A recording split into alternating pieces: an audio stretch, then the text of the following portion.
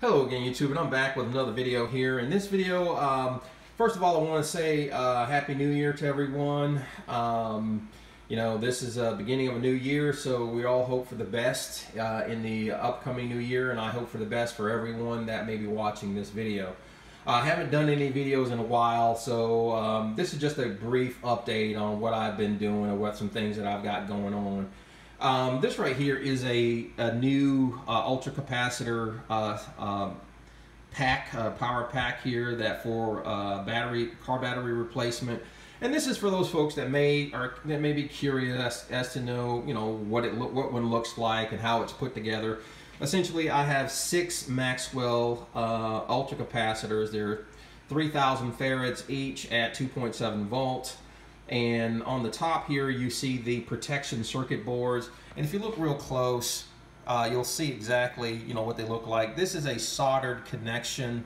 And what they do is they essentially keep the cells from being overcharged or over voltage.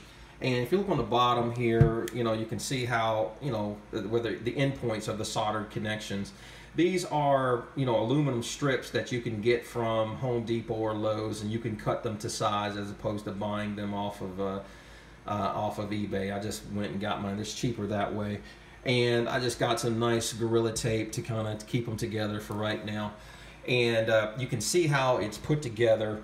And you'll see that these 2 cells are connected by the aluminum strip, and those 2 cells are connected with the protection circuit boards. That's how it has to be. And you know, the same, you know, is for these 2 cells, you know, right here. All right. Now, to handle, you know, handling these things is, you know, it's a lot safer when they're obviously drained. So, but when they're fully charged, you know, be extremely careful if you want to, you know, go that route. If you want to handle these things. And if you look at them closely, you'll see that the circuit boards are actually, you know, has a positive and a negative designation. So you can see that it matches the cells and how they are set up.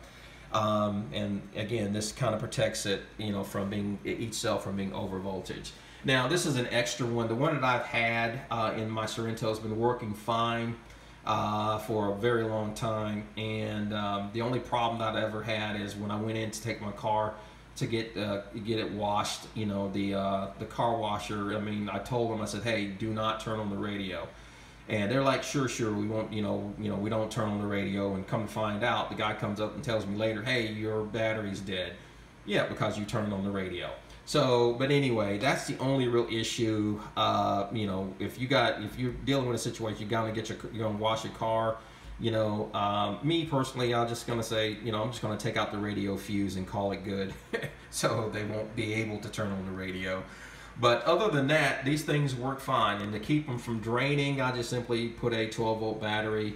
Small, you know, battery that you can get for emergency lights. You can buy from, or for emergency lighting, you can get it from Home Depot, and it'll be fine. And they've been working really fine. Okay, these here you can get from eBay. You can get all of this from eBay. All of this came directly from eBay. Some of these cells were used and at a very good price. And you know, these things here, you can get them like maybe $7 or $8, and they come from China, so it may take a while for you to get them, but they work fine. All right, stand by, YouTube. Okay, YouTube, and one other thing that I have going on here is I went out and I bought one of these things. It's just an oil heater, or I guess radiant oil heater, and it works pretty well. You know, it doesn't heat up the room incredibly quick, but it's a gradual heat. And, you know, for a little small, you know, heater, it does pretty well. You know, just turn it on and let it go. I've got it turned on low, and I'm controlling it with a Wemo switch.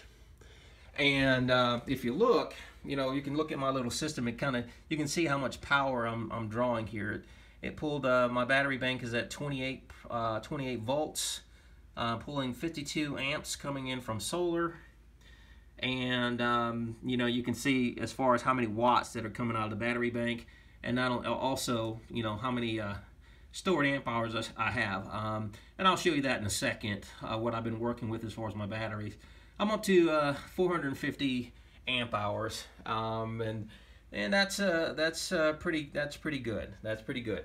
So anyway, yeah, this oil heater. So during the day, I can pretty much use the excess power to heat a pretty decent sized room.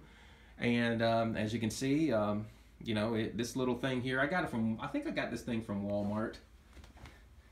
I forgot what exactly it is. It's like a Mainstay something or other. But it works out pretty well. And with this little Wemo switch, I just have it coming on in the mornings, like, right before I get up. It'll switch this thing on, and it's radiant heat, so it will gradually heat up the room. And so right now, as you can see, I'm pulling about just around 10 amps coming from my battery bank. And that's nothing. And I'm currently off grid, so I'm good to go. All right, hold on, YouTube. Okay, YouTube, and the final part of this update is my battery bank. As I said earlier a few minutes ago, I'm up to 450 amp hours, and this is after months and months working with these cells and cleaning them and reconditioning them and so forth. And the thing is, these are some very old cells, right? And it took a lot of work to get them up to a position or condition to where they will continue on and do what I want them to do, as far as bring up the amp hours and stuff like that.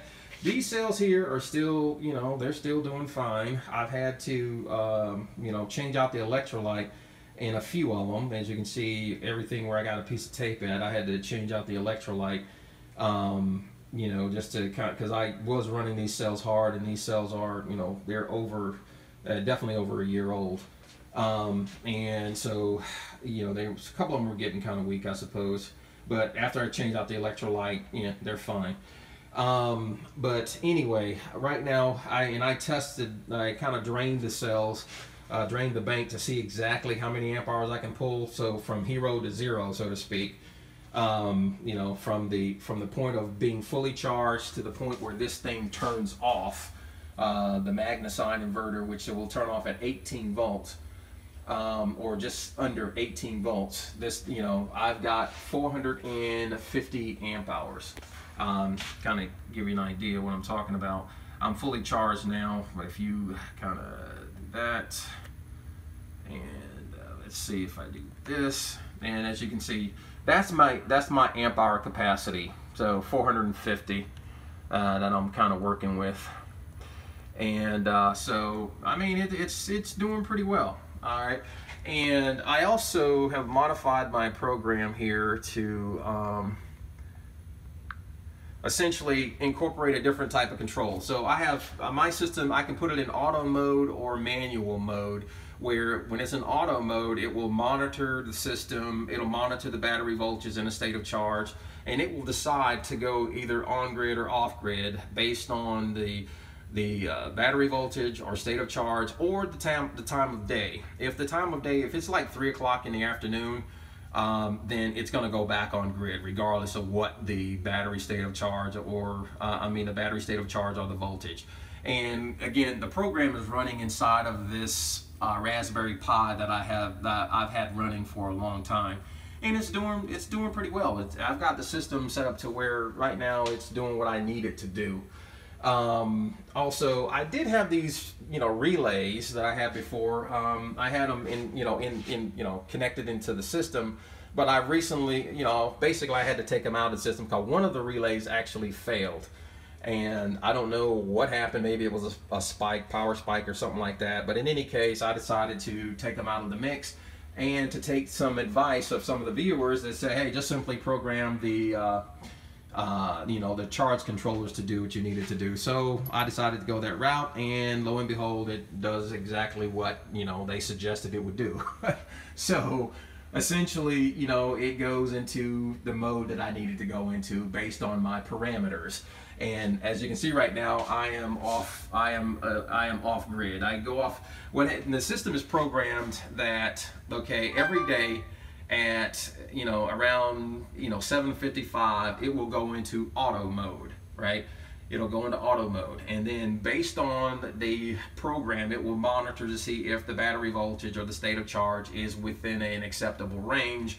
And if it is, then it will just simply automatically go off grid. And at a certain other point, it will simply go in, and at 3 o'clock in the afternoon, it will evaluate the time and says, hey, wait a minute, it's 3 o'clock in the afternoon, so I'm going to go back on grid, and I'm going to go into manual mode at that point. And so so that way, you know, I don't have to keep monitoring and so forth. So I've automated this process and kind of saved me some money, so I don't have to buy, you know, controls, you know, Magnum control box, or another remote control that actually does that automatically. This does that to some degree, but not like I wanted it to. So I basically, you know, created a program to do it myself and put it in the Raspberry Pi. Now, these cells here, I have changed my mode of operations because I am tired of putting water in this thing. Thing is, the harder you run these things, the more thirsty they get, the more water they take. So what happened is, you know, I got tired of, I didn't have to do it. Obviously, I didn't have to put water in it every day or every week. Okay. What I did have to do was, every so often I had to come out here and check, check the water and stuff like that. And so the thing is, when you got this many cells, that can kind of get tiresome. So I decided to just simply say, I'm going to run these things during the day. Like, during the day I will go off grid, right? And, I got the program that will monitor if the state of charge ever gets, below 80%, if it ever gets below 80%, just simply go back on grid.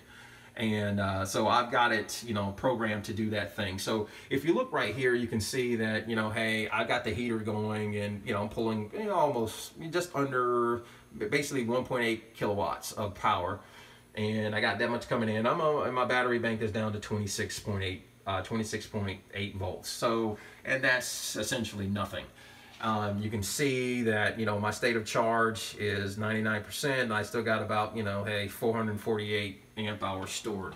So, it's doing pretty well. So if I don't run my batteries that hard, then that means I don't have to, start, change out the water that much. So, it was fun, but after a while, hey, I got other things to do, so I had to kind of, stop that. But anyway, all right, YouTube, just wanted to kind of bring folks up to date on what I'm doing. Yes, my system is still functioning. It's functioning fine. There's nothing that crashed. Everything is still, doing what it needs to do. So anyway, all right, take care, YouTube.